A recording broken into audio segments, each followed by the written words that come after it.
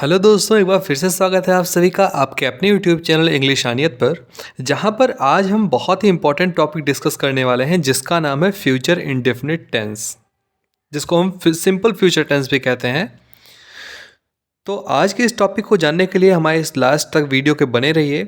इससे के पहले की वीडियोस में हमने पास्ट टेंस और प्रेजेंट टेंस को डिटेल में डिस्कस किया है। अगर अभी तक आपने वो वीडियोस नहीं देखी हैं तो आप प्लेलिस्ट में जाकर के, चैनल के प्लेलिस्ट में जाकर के, टेंस वाले सेक्शन में जाकर के वो सारी वीडियोस देख सकते हैं। और वहाँ पे बहुत सारी ग्रामर से रिलेटेड, लिटरेचर से रिलेटेड वीडियोस आपको मिल जाएंगी जिसको आप देख सकते हैं। और जो भी वीडियोस आपको देखना है आप वो कमेंट बॉक्स में करके हमको बता सकते हैं। मैं कोशिश करूँगा कि आपके लिए वो वीडियो जल्द से जल्द लेकर आऊँ। तो चलिए बिना किसी देरी के शुरू करते हैं आज का ये अपना टॉपिक फ्यूचर इंडेफिनिट टेंस। लेकिन उससे पहले मैं आपसे ये बता दूं कि अगर अभी तक आपने वीडियो को लाइक नहीं किया तो वीडियो को लाइक करके चैनल को सब्सक्राइब कर दीजिए, जिससे कि आने वाली सभी वीडियोस के मैसेजेस या नोटिफिकेशंस आप तक पहुंचते रहें। चलिए शुरू करते हैं आप आज का अपना टॉपिक फ्यूचर इंडेफिनिट टेंस। दोस्तों, जैसा कि हमको पता है कि सभी टेंसेस, चाहे वो पास्ट हो, प्रेजेंट हो या फ्यूचर हो, सभी के 4 पार्ट्स होते हैं, 4 टाइप्स होते हैं, है ना, 4 टाइप्स। पहला है फ्यूचर इंडेफिनिट टेंस, जिसको हम सिंपल फ्यूचर टेंस भी बोलते हैं।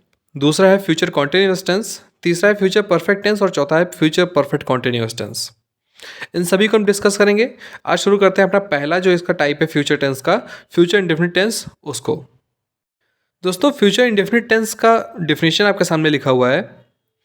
It is used to denote the future action that is not taken place yet, or to express the speaker's opinion or future assumptions, means what we think about the future events। इसका मतलब क्या हुआ, जो future indefinite tense है उसको हम use करते हैं फ्यूचर में किसी एक्शन को होने के लिए, है ना, जो कि अभी तक हुआ नहीं है। क्योंकि फ्यूचर में कोई भी एक्शन होता है तो वो फ्यूचर में होता है ना, प्रेजेंट में तो होता नहीं है। तो फ्यूचर में कोई भी एक्शन होगा उसके लिए हम फ्यूचर इंडेफिनिट टेंस का यूज़ करते हैं। या फिर इसको हम स्पीकर के ओपिनियन को एक्सप्रेस करने के लिए यूज़ करते हैं, जो कि फ्यूचर में होने वाले अजम्पशंस से है। मतलब फ्यूचर में ऐसा हो सकता है या ऐसा होगा, हम कल जाएंगे, राम कल खाना खाएगा, है ना। तो इस तरह से सारी जो सेंटेंसेस होती हैं वो हमारे फ्यूचर इंडेफिनिट टेंस कहलाती हैं। बहुत ही सिंपल वे में आप बस इतना समझिए कि जो भी सिंपल तरीके से फ्यूचर टेंस की बात कर रहा हो उसको हम सिंपल फ्यूचर टेंस या फ्यूचर इंडेफिनिट टेंस बोलते हैं। बस एग्जाम्पल के थ्रू समझेंगे। एग्जाम्पल लिखा हुआ है, they will meet me tomorrow, है ना, मतलब वे हमसे कब मिलेंगे, वे लोग कल मिलेंगे। और we shall not go to school by bus, हम स्कूल बस से नहीं जाएंगे। ठीक है। तो इन दोनों सेंटेंसेस में फ्यूचर में होने वाले जो एक्शंस हैं जो कि अभी हुए नहीं हैं, फ्यूचर में होंगे, ऐसा एजम्प्ट किया जा रहा है, ऐसा बताया जा रहा है ना। तो ऐसे सेंटेंसेस जिसमें हमको फ्यूचर के एजम्पशंस मिलते हैं, फ्यूचर का एक्शन मिलता है, उसको हम फ्यूचर इंडेफिनिट टेंस बोलते हैं। इस तरह से, जिस तरह से एग्जांपल आपको दिए हुए हैं। अच्छा, एक और चीज़ इसमें हम देखते हैं, शैल और विल का यूज़ करते हैं हेल्पिंग वर्ब्स के लिए।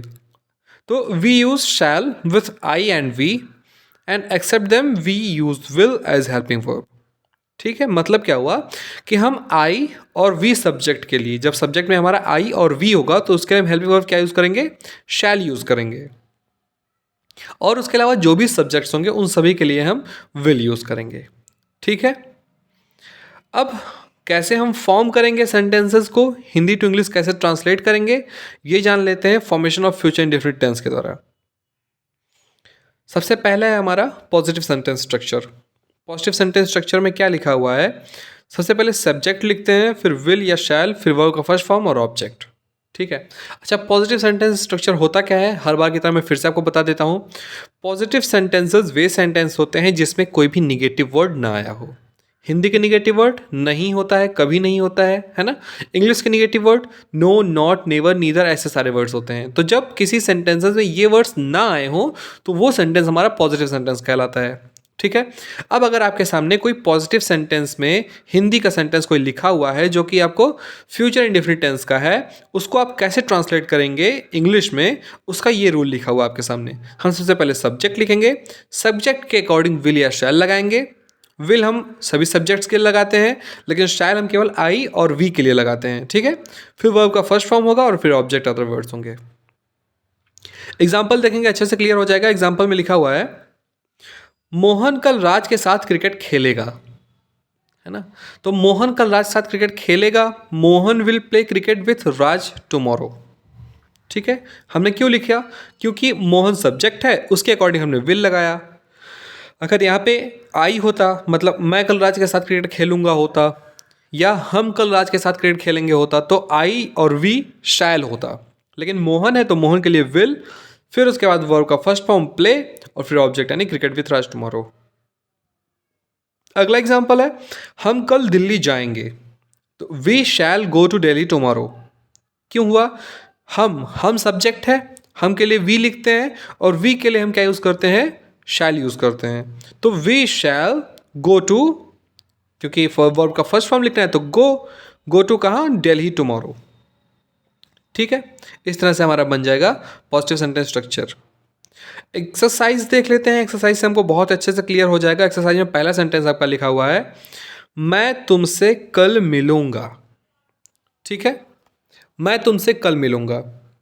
अब हमको इसको ट्रांसलेट करना है, तो हमको क्या करना है? सबसे पहले सब्जेक्ट देखना है, लिखा हुआ है मैं, है ना। तो मैं की इंग्लिश क्या होती है? आई। तो आई के लिए हम क्या यूज़ करते हैं? शैल। हमने भी पढ़ा ना, आई और वी के लिए हमेशा शैल यूज़ करते हैं। तो आई शैल, मिलने की इंग्लिश होती है मीट, कल मतलब टुमारो, और तुमसे मतलब यू। तो I shell meet you tomorrow. इस तरह से आपका सेंटेंस बन जाएगा। क्लियर है? भगवान हमारी मदद करेंगे, सिंपल फ्यूचर टेंस है ना। कर रहे होंगे, कर चुके होंगे, ऐसा कुछ नहीं आया ना, बस सिंपल तरीके से लिखा हुआ है कि हाँ करेंगे। ठीक है ना। तो इसके लिए कैसे हम बनाएंगे? हम जब सिंपल सेंटेंस लिखा हुआ है तो हमको पता चलेगा कि फ्यूचर सिंपल सेंटेंस यानी कि फ्यूचर इंडेफिनिट टेंस का सेंटेंस है ना। तो इसको हम कैसे बनाएंगे? सबसे पहले सब्जेक्ट हमारा क्या है? भगवान यानी गॉड। और गॉड के लिए हम शैल नहीं यूज़ करेंगे, केवल शैल हम किसके लिए यूज़ करते हैं? आई और वी के लिए। तो गॉड विल, मदद करने की इंग्लिश होती है हेल्प, तो गॉड विल हेल्प अस। ठीक है, इस तरह से हमारा एक्सरसाइज कंप्लीट हो जाएगा। बस इजी था। बढ़ते हैं अगला निगेटिव सेंटेंस स्ट्रक्चर की ओर। दोस्तों आपके सामने निगेटिव सेंटेंस स्ट्रक्चर लिखा हुआ है। निगेटिव सेंटेंसेस क्या सेंटेंसेस होते हैं? जिस भी सेंटेंस में निगेटिव वर्ड्स आ जाएं। हिंदी के सेंटेंस में अगर नहीं, कभी नहीं, न कि, ये सारे वर्ड्स आते हैं तो वो निगेटिव सेंटेंस हो जाता है। इंग्लिश के सेंटेंसेस में नो, नॉट, नेवर, नीदर, ये सारे सब वर्ड्स आते हैं तो वो निगेटिव सेंटेंस हो जाता है। तो इस तरह से जो भी हमारे निगेटिव सेंटेंसेस होंगे उनको हम किस तरह से ट्रांसलेट करेंगे हिंदी टू इंग्लिश, वो देखने के लिए आप देख रहे हैं सबसे सामने आपके क्या लिखा हुआ है? सब कुछ सेम लिखा हुआ है, बस केवल विल और शैल के बाद में नॉट लग जाता है ना। जैसे सब्जेक्ट, फिर विल या शैल, फिर नॉट, फिर वर्ब का फर्स्ट फॉर्म और ऑब्जेक्ट। कैसे? फिर से देख लेते हैं सेम एग्जांपल।